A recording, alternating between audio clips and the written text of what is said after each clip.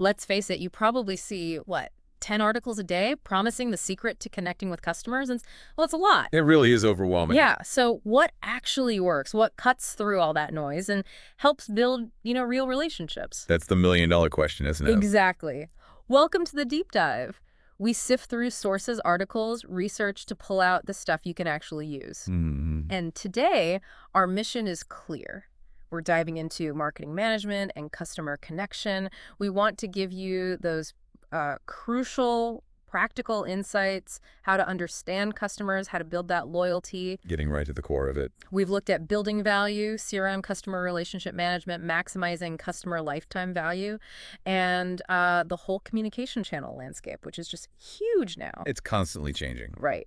The goal here is simple. Practical knowledge you can apply, well, pretty much immediately. Absolutely. And, with all that noise, the fundamentals sometimes get lost. Our sources really stress that the bedrock, the real foundation, is creating genuine value. Value first. Yes. Value drives satisfaction, and that ultimately leads to loyalty. Yeah. It's not just about the single transaction. It's about consistently going above and beyond what the customer expects. So it's more than just the product itself. Oh, definitely. This really involves excellence in services marketing, managing that service quality carefully. Think about it, a smooth, positive experience. Yeah. That could be just as impactful, sometimes even more so, than the item they bought. Like getting a great coffee, but the service is terrible, ruins it, right? Exactly.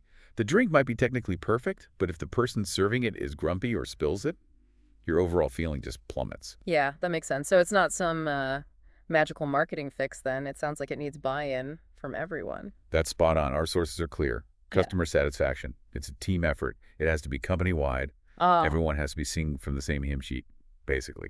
Which means, good internal marketing coordination. It's like a rowing crew. Okay. If they're not all pulling together perfectly in sync, you're going nowhere fast. Right. So for you listening, this means understanding that building loyalty isn't just a job for the marketing folks. It's baked into the whole business.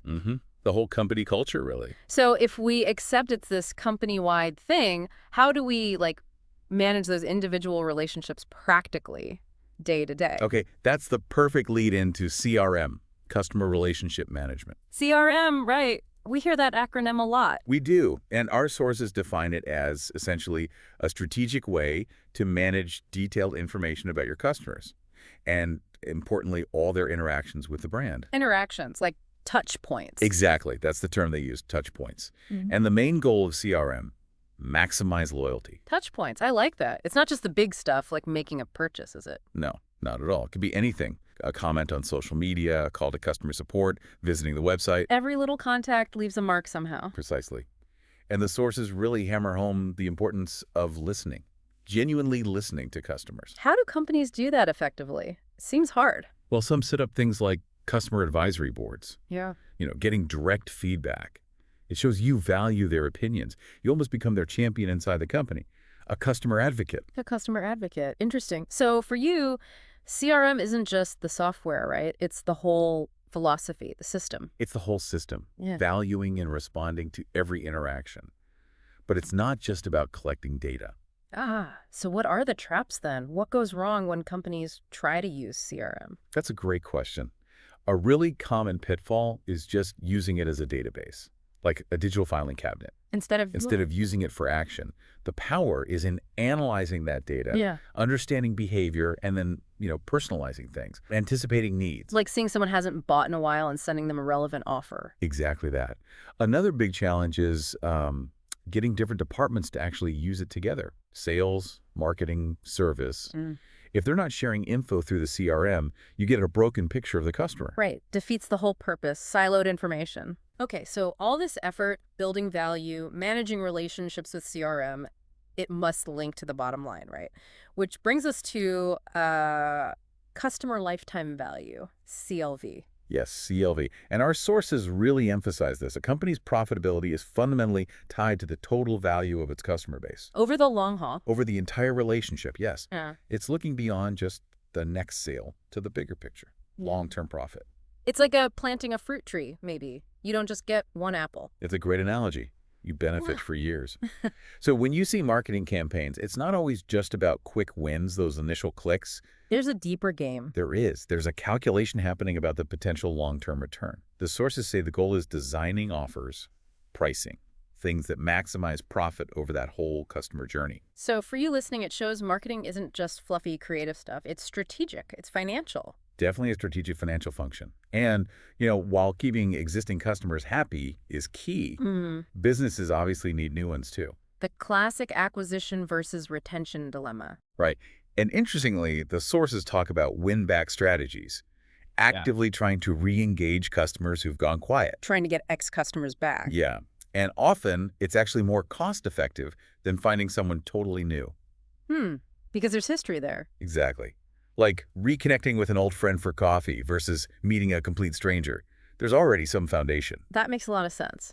And the sources mention smart ways companies learn why customers leave, don't they? Like exit interviews? Yes, exit interviews, lost customer surveys, things like that. It's not about feeling bad about the breakup. It's about learning, getting better. So for you, customer churn isn't just inevitable. It's actually a learning opportunity. A huge learning opportunity if you approach it right. Okay, so to connect with any customer, new or old, you've got to understand why they buy things, right? What makes them tick. Absolutely. And our sources dig into buying dynamics for both consumers, like you and me, and for businesses. Let's start with consumers. What influences us? Well, it's a fascinating mix. You've got culture, society, friends, family influences your personal situation, age, job, and then deep psychological stuff. Like what kind of psychological stuff? Well, things like motivation, perception, learning, even beliefs and attitudes. There's a concept called loss aversion, for example. Loss aversion. Yeah, the idea that people are often more motivated to avoid losing something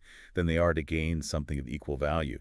That can really affect buying choices. Wow. So fear of missing out, but maybe stronger?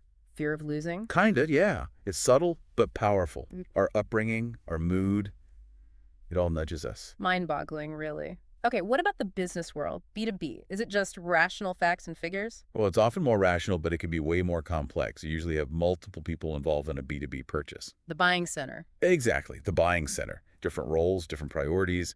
The sources stress understanding who these players are, what influences them, and what criteria they use to judge suppliers or products. So, price, quality, service. All of that, yes. And things like reliability, technical support.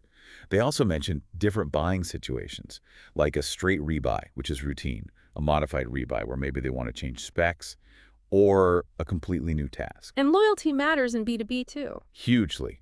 Building strong B2B loyalty is vital, and that often involves close collaboration. The sources call it vertical coordination. Vertical coordination, like supply chain partners working together. Precisely. Like a manufacturer and a retailer planning inventory together based on shared forecasts, it creates value for both sides. Got it. So for you listening, understanding whether you're talking to a consumer or a business and what drives their specific decisions, that's key to connecting. Absolutely essential for tailoring your approach. Okay, so we understand the customer, we understand how they buy. How do we actually get the products or services to them? It's channels, right? That is marketing channels. Our sources define them as basically the network of organizations that help make a product or service available. The pathway to the customer. The pathway. And their main job, converting potential buyers into actual, hopefully loyal customers. So choosing your channels is a pretty big strategic decision, though. Oh, massive. It's not just, stick it on a shelf somewhere. The sources really highlight how important it is to select, train, and motivate your channel partners. Partners like retailers, online platforms. All of those, yes. They're essentially an extension of your own team when it comes to the customer experience. Right. They represent you. They do. Yeah. And these channels are constantly evolving. We see trends like vertical systems where one company owns multiple stages, horizontal systems where similar companies team up, and definitely multi-channel and omni-channel marketing. Omni-channel, meaning a seamless experience across all channels. That's the goal, yeah. Yeah. Like starting an order online and finishing it in-store smoothly. We see tons of brick-and-click businesses now blending physical and online. And mobile commerce is just exploding. True. I buy so much on my phone now. We all do. So for you, understanding that journey to the customer, the channel, is just as vital as the product itself. Makes sense. So the channels are set up. Yeah. Now, how do we talk to customers through them? Communication. Exactly. Marketing communications. This is how companies, inform, persuade, remind people about what they offer. It's the company's voice. It's the voice. It starts conversations, builds relationships. Good communication directly fuels that customer loyalty, what's sometimes called customer equity. And there are so many ways to communicate now. Or loads. Mm. Think about classic advertising, sales promotions, PR, events. Then the whole digital world, online ads, social media, mobile marketing, plus direct mail, personal selling. It's a huge toolbox. It is. And a key point from the sources. Every contact a customer has with your brand leaves an impression. Every single one. Good or bad. Good or bad, it either strengthens the connection or weakens it. They also draw a line between personal channels, like face-to-face or word-of-mouth WOM, and non-personal ones, like TV or newspapers. Word of mouth. We'll come back to that. So for you, the takeaway is the sheer number of options and needing to be strategic about which ones to use when. Absolutely. Strategy is key. And speaking of strategy, digital communication, social media, that's just transformed everything, hasn't it? Complete. Our sources flag these as the fastest growing ways to engage directly with customers. They offer amazing opportunities for personalization, interaction. Which platforms are most important? Well, online marketing generally, Mm-hmm. social media like Facebook, LinkedIn, crucial for B2B, Twitter, mobile marketing. They're all vital tools now for building loyalty, brands, and, profits. But isn't it incredibly noisy out there? Getting noticed must be hard. Oh, it's a massive challenge. The sources definitely acknowledge that. Just being on these platforms isn't enough. You have to offer real value, be genuinely engaging. Not just blasting ads? No. And companies are always trying new things, finding ways for customers to connect with them and even with each other through these channels. So for you listening, the lesson is be adaptable because this digital space changes constantly. Constantly. And, amidst all this high-tech talk, it's easy to forget something really powerful and kind of old school. Word of mouth. WOM. Ah, yes, WOM. You mentioned it earlier. Why is it so powerful? Well, our sources emphasize that recommendations from people we know, family, friends, are just incredibly influential. Because we trust them. Exactly. It's Yeah. personal. It's built on trust. So it cuts through the marketing noise really effectively. Yeah, I definitely pay more attention if a friend tells me about something. Way more than an ad. Me too. And the sources say smart marketers get this. They try to identify and maybe connect with opinion leaders. People whose views others respect. Influencers, maybe? Could be influencers, yeah, or just respected figures in a community. Yeah. And here's the thing. While WOM seems organic, you can actually encourage it Wow. by creating great experiences, compelling content, stuff people want to talk about and share. Even something like a company blog can be a great online WOM tool. Interesting. So for you, remember that sometimes the best marketing isn't shouting the loudest, it's creating something worth whispering about. Well put. That's a great way to think about it. So all these different threads, value, CRM, channels, communications, woman, what holds it all together, is it data? Increasingly, yes. Data and insights are crucial. Our sources mention companies using databases to really target their communications, making them relevant. Tailoring the message. Exactly. And social media isn't just for talking at people. It's a goldmine for insights. Understanding sentiment, seeing what people think of your brand, research, even getting ideas for new products. Listening online. Listening online, absolutely. And there's this idea of a marketing intelligence system. Yeah. Basically, constantly gathering info about the whole environment, customers, suppliers, competitors, online chatter, Being informed. continuously.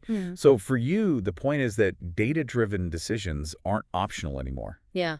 They're pretty essential for connecting effectively today. Right. So if we pull all of this together, connecting with customers isn't just a one-off campaign, is it? No, definitely not. It's an ongoing strategic imperative. The sources really show a big shift happening. From what to what? From focusing just on single transactions to really cultivating long-term relationships. Mutual benefit. And it all comes down to being truly customer-focused. That's the core message. A customer-centric approach across the whole organization. Recognizing the customer isn't just like a wallet. Precisely. They're the reason the business exists in the first place. Okay, so let's quickly recap our deep dive.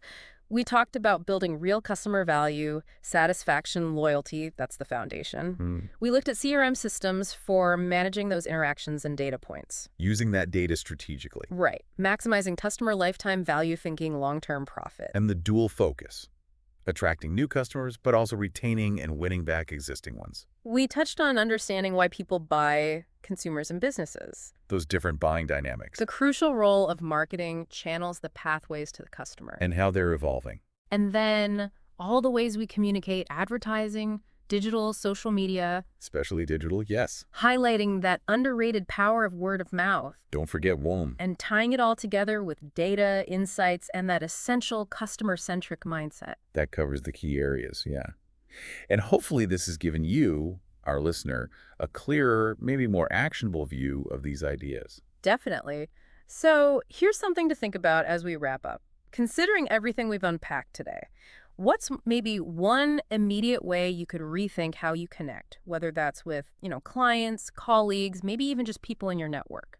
Good question. Because really, understanding these fundamentals, it gives you a solid base for navigating how we all connect, which just keeps changing, doesn't it?